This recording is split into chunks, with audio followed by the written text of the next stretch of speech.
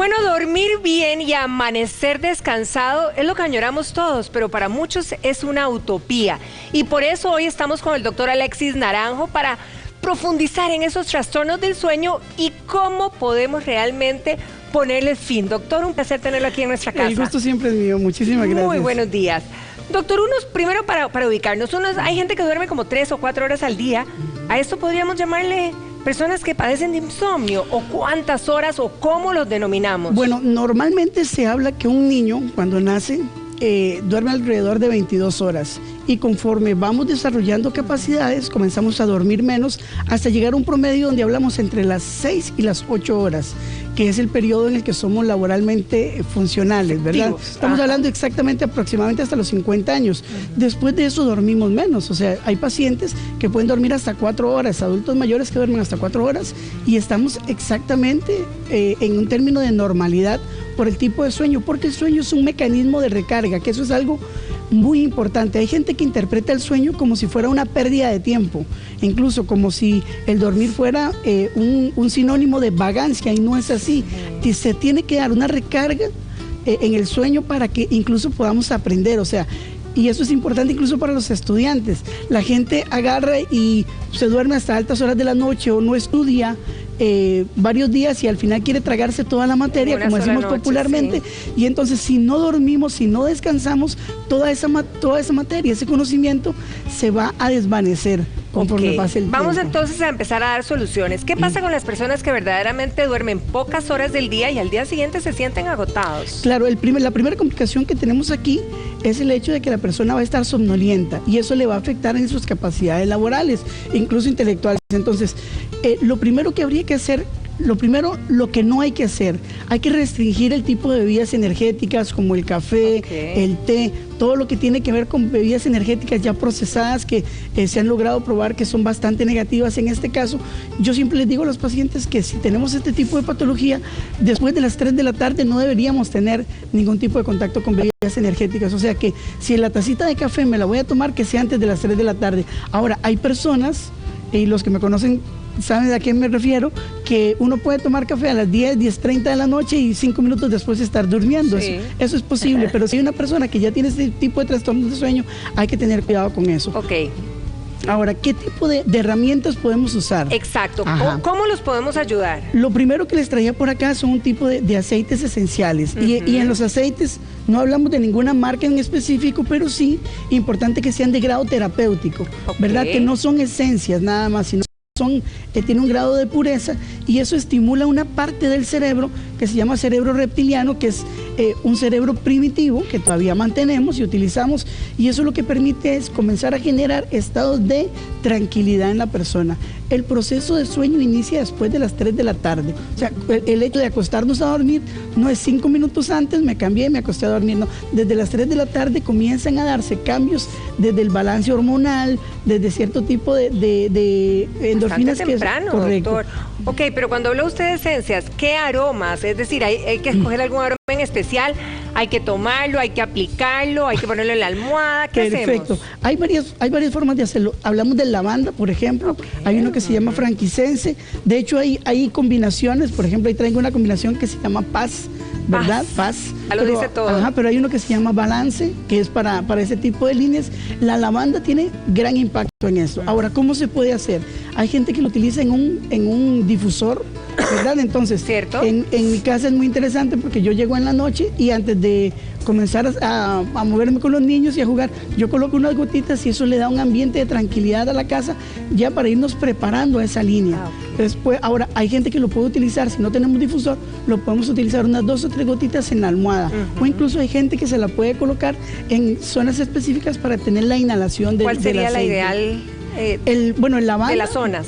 No, digamos, podría ser cerca de la zonita del esternón, arriba, ¿verdad? Hay gente que también una gotita la puede colocar encima debajo de la nariz, perdón, antes del labio superior, para ir inhalando. Hay algunos aceites que se toman, no todos. Los aceites de gran pureza son muy concentrados, entonces no son agradables son fuertísimos. Al gusto. Sin embargo, hay cápsulas que se pueden utilizar para poder tomarlas en ese sentido. Ok, pasando de los aceites, ¿qué otra solución podríamos dar? Ok, en este otro caso, lo importante es, no importa cuánto tiempo yo duerma, en particular, sino cuánto descanse del tiempo. Entonces, tenemos personas que duermen 9 horas, ¿verdad? Pero ¿qué es lo que pasa? Que si al final yo me levanto igual de agotado, igual de cansado, quiere decir que mi sueño no es un sueño reparador. Entonces, ¿qué opciones tenemos? Por ejemplo, hablamos de la melatonina, que es una buena opción, que nos ayuda a tener esa modulación, porque el sueño tiene que ser un sueño profundo. Si el sueño no es reparador, y eso es lo que los abuelos observaban mucho, los abuelos decían, dormí pero pasé soñando toda la noche. Claro, porque el sueño es un proceso que pertenece a un sueño que se llama no REM, o a un sueño REM, perdón. Entonces el sueño no REM no es profundo. Entonces definitivamente las personas que tienen esta línea donde pasan soñando, donde dicen estar soñando, no están teniendo un sueño reparador. ¿Y la melatonina haría que durmamos más? Hace no que durmamos más. Que durmemos mejor. Que durmamos más porque nuestro sueño sea más profundo. Okay. Y eso es importante, digamos, lo que hablaba de los estudiantes. Si yo tengo que dormir 4 horas, porque tengo mucho que estudiar, entonces yo tomo melatonina de 2 a 5 miligramos, dependiendo del paciente, y entonces esas 4 horas que voy a dormir van a ser un sueño reparador, a diferencia de si me acuesto a dormir sin ningún tipo de producto. Ahora, ¿la melatonina tiene algún efecto secundario, doctor? ¿Lo puede tomar cualquiera? Lo puede tomar cualquiera. Cuando lo queremos para el sueño, lo tomamos antes de dormir. Porque hay combinaciones de melatonina, por ejemplo, con complejo B, que tienen impactos diferentes, entonces eso se toman en el día. ¿La melatonina solo está como en pastillitas o cápsulas, o también creo que habían gotitas, ¿verdad? Hay cápsulas, hay gotitas y hay incluso homeopáticos. ¿Y todos son igual de efectivos, doctor? Igual de efectivo. La gotita se pone sublingual, normalmente 20 gotitas es igual a una cápsula, se pone bajo la lengua, se espera unos 2 o 3 minutos y después se puede tragar y se toma medio vaso de agua. ¿Lo tomamos por un tiempo o podríamos tomarlo...? Normalmente hay personas que lo pueden, cuando lo vamos a tomar por periodo largo, yo le digo que lo tomemos de lunes a viernes y que descansemos el sábado y el domingo. Ahora, esto es importante porque el sueño responde a un montón de factores. El sueño afecta a patologías de la salud, al dolor. Ahora que escuchaba al otro colega hablar de probióticos, bueno, afecta en la hipertensión, afecta en un montón de fases, incluso en lo que tiene que ver con estados de frustración. O sea, hay relación del sueño con depresión, por ejemplo. ¿Podríamos hablar que dormir es como alimentarse? Claro. De hecho, está probado que una persona promedio que anda en la calle puede durar hasta 5 días sin comer, hasta 8 días sin tomar agua, pero una persona no podría estar 3 días sin dormir. O sea, dormir es una forma de nutrir todo lo que tiene que ver con el sistema nervioso central. Ahora, doctor, ¿qué pasa, por ejemplo, con todas las personas que efectivamente hoy están padeciendo y no pueden dormir y se quejan desde hace muchísimo tiempo y ya están tomando ciertas pastillas, químicos, ¿verdad?, para poder dormir? ¿Hay alguna manera de revertir ese uso? Sí, en ese sentido hay que recordar que siempre que un profesional de salud, porque siempre debe ser un seguimiento de un profesional de la salud, pone un medicamento, uno tiene que estar claro de más o menos cuándo pretende tirarlo. Y eso es un llamado de atención para muchos de los que están en la casa que dicen, doctor, yo tomo Rivotril, o yo tomo clonazepam, o yo tomo diazepam, pero eso, ¿y cuánto tiempo tiene tomándolo? No, yo tengo 2 años o 5 años. Entonces, digamos, muchos de este tipo de medicamentos, después de los 2 años, pierden la efectividad en cuanto a lo que es el impacto de sueño. ¿Cuál es el problema? Que no los podemos quitar bruscamente. Tenemos que ir combinando y deshabituando al paciente poco a poco, porque si el paciente lo deja de tomar de forma brusca, pues obviamente va a tener impactos negativos en este sentido. Ahora, doctor, ¿estas cápsulas de qué son? Ok, estos son, iba a hablarles de sueroterapia, pero antes quería hablarles un poquito de la terapia neural, que también nos ayuda a tener impacto sobre el sistema nervioso.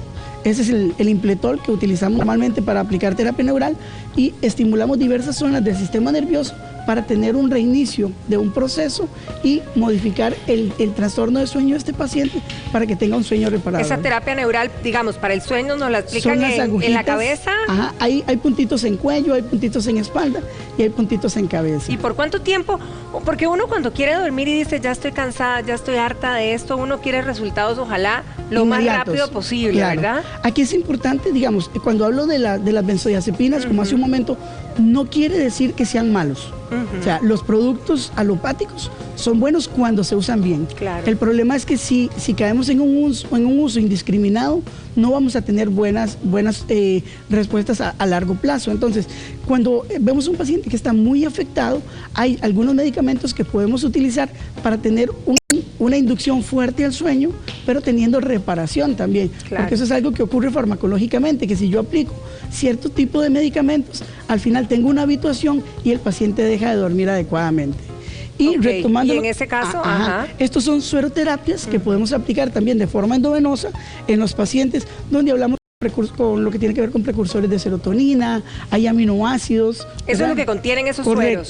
Correcto, que son ampollitas que se colocan en un suero y se pueden poner para que el paciente tenga mejor sinapsis neuronal, o sea, mejor comunicación entre las zonas de la corteza cerebral, porque de ahí viene el trastorno también. El trastorno se da porque no tengo una buena reparación del sueño, el nivel de neurotransmisores está bajando y entonces eso al final me va a dar complicaciones a futuro. ¿Cada cuánto me tengo que poner estos sueros, doctor? En pacientes severos, ¿verdad? Con trastornos severos, hablamos de 1 por semana, por más o menos unas 3 o 4 semanas. Ahora hay estados moderados donde podemos comenzar con 1 al mes, eso dependiendo de lo que el paciente necesite en ese sentido. Y digamos que todos podríamos ser candidatos para cualquiera de estas terapias. Sí, de hecho, el sueño es un pilar vital, o sea, dormir mal es tan dañino como fumar, es tan dañino como no hacer ejercicio, es tan dañino como alimentarse de forma desordenada. Entonces, el sueño reparador es una línea. De hecho, hay una patología que se llama karoshi, tal vez más adelante hablemos de eso. Karoshi quiere decir morir por exceso de trabajo.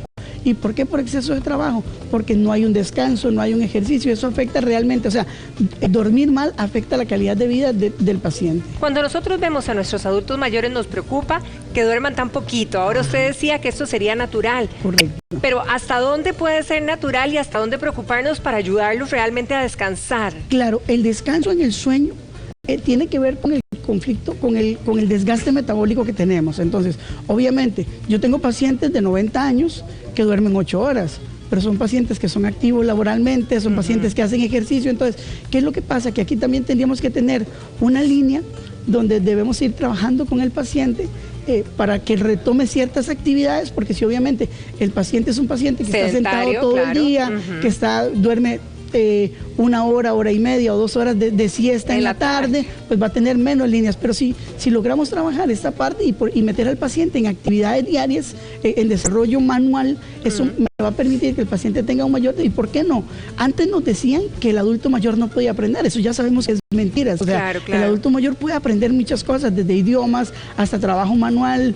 Entonces, son actividades en las que podemos motivar al paciente para que tenga un desgaste metabólico y entonces el sueño sea también reparador. Excelente, doctor, gracias por todas las herramientas, pues y esperemos que le echen mano a todos los que están en este momento, porque creo que no hay nada más feo que dormir mal, ¿verdad? No hay nada más dañino, agotado, no hay nada más dañino que dormir de forma inadecuada. Totalmente claro, doctor, muchísimas gracias. A ustedes, un muchas placer gracias. verlo. Continuamos y Andrés, adelante.